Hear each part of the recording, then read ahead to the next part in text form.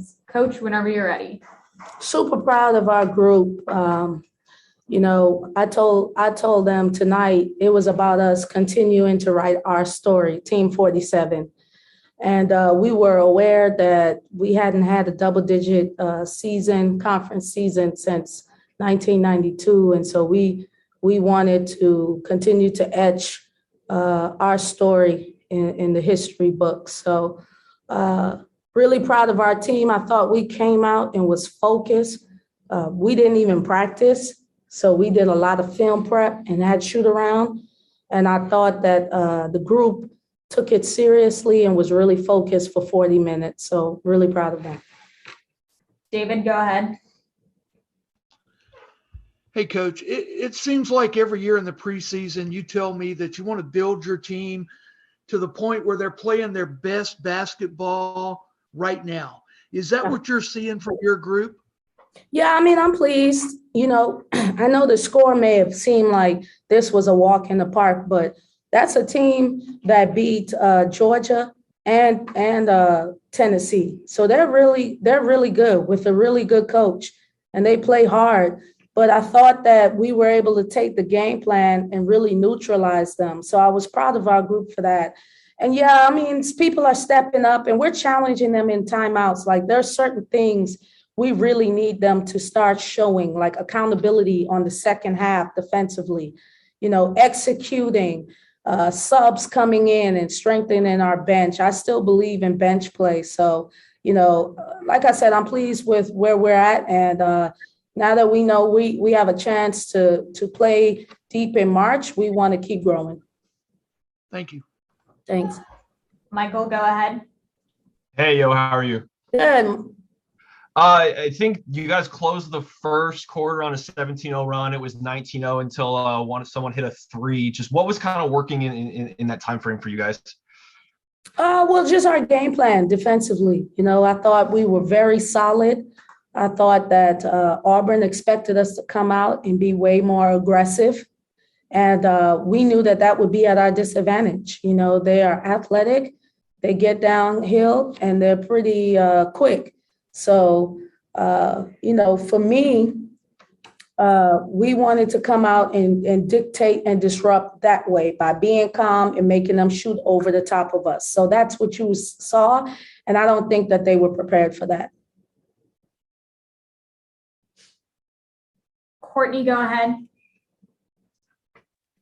Yeah, Coach, 3 decades is a long time to not have a 10-plus win season. Just how proud are you that you were able to have that accomplishment in your short time here?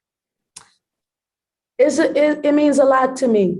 It means a lot to me, and it means a lot to where we're going. And, Coach Harris, after the game, said something to me that I'll never forget. I don't want to share it, but she's been in the league for a long time and has won a lot at Mississippi State and has seen it all. And, people see what we're doing.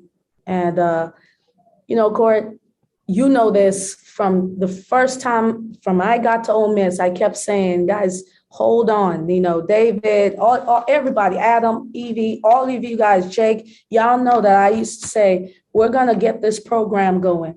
And so to see it come to light, it really is a pleasure. And I'm really proud of our group. Snudda, what about you? How you feel about it? I mean, this is what I came here to do. So, I mean, it feels good to finally, make history and be a part of that.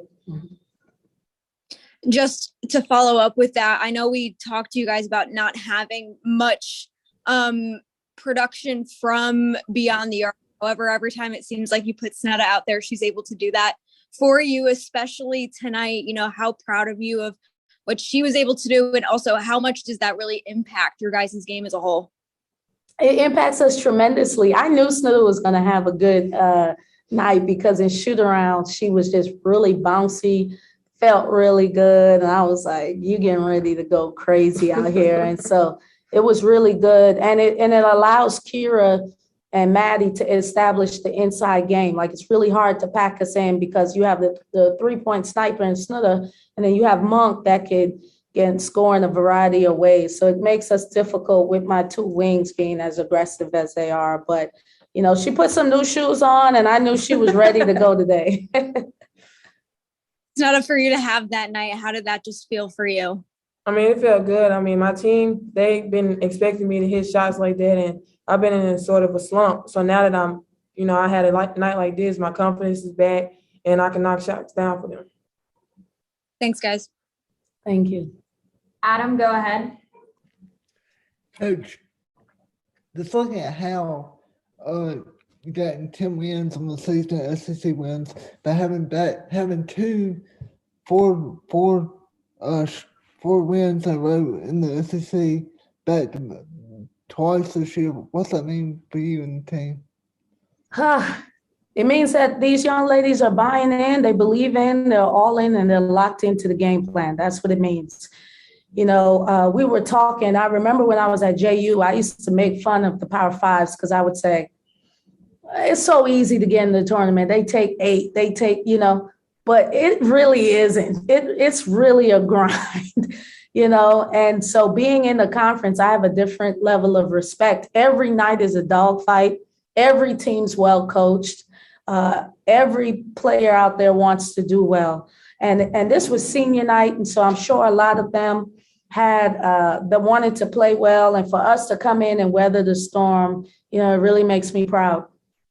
Thank you, Coach. Thank you. Michael, go ahead. Yeah, you just brought up senior day. Obviously, yours is coming up on Sunday. Can you talk about just a little bit about what the seniors on this team kind of meant to this program and how far it's come? Well, we because there's so many of them, we started sharing, messages to them. Was that yesterday? Mm-hmm. Yesterday. And so, I did some videos and we had some private moments because I will never forget this senior class. From Mimi and Iyanla that's been here from the beginning, to Kira that said, you know what, Coach, I'm gonna come and help you. To Monk that said, I wanna be a part of this. To AP that didn't even come on an official, Monk, AP, and Kira did not come on official visits and came to Ole Miss. Talk about faith and belief in themselves and in me. So I told them they got a friend for life. They got someone that they can count on, and we're not done. So we want to just continue to celebrate. And then at our end of year banquet, we'll reflect some more. But right now we're partying, so we want to keep going.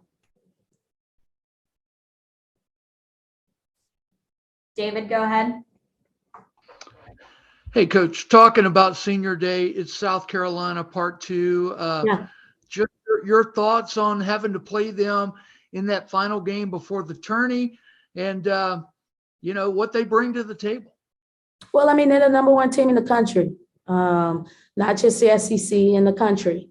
They have 11 top 25 wins. One of them was on us. But we don't feel like we played well there. A lot maybe because it was new, it was a different environment. We just want to come out and grow. If we could compete against South Carolina and give ourselves a chance to win, then we could compete against anybody in the country.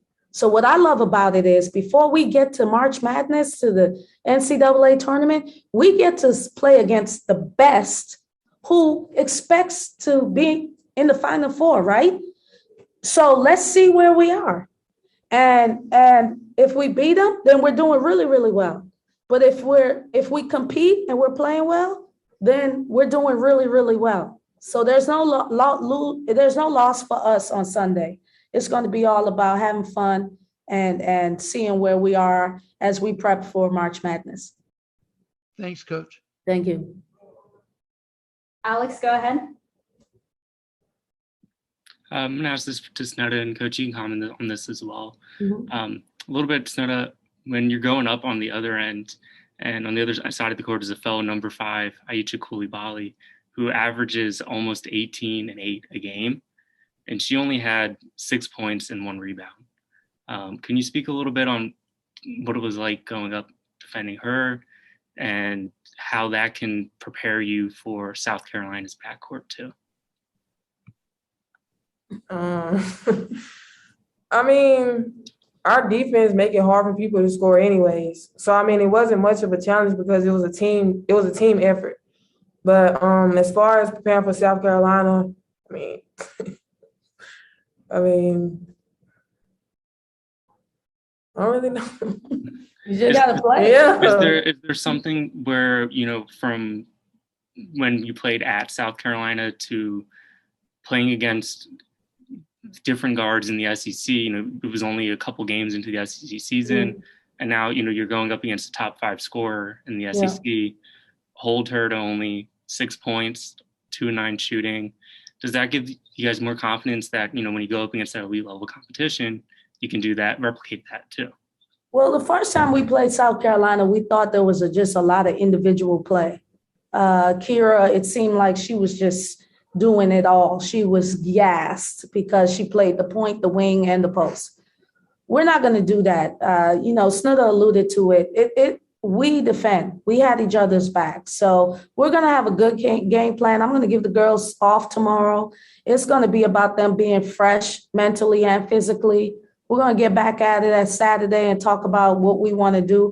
Guys, it's almost March. So if we can't talk about a scheme and just execute it, then we don't need to be playing in the tournament. We've looked at this gauntlet of games like the SEC tournament, and we're just going to continue to grow that way. Here's the thing. We have zilch to lose against South Carolina. They already notched the regular season championship. This is about our growth and us seeing where we stand before we get into the NCAA tournament. Any other questions for Coach or Snudda?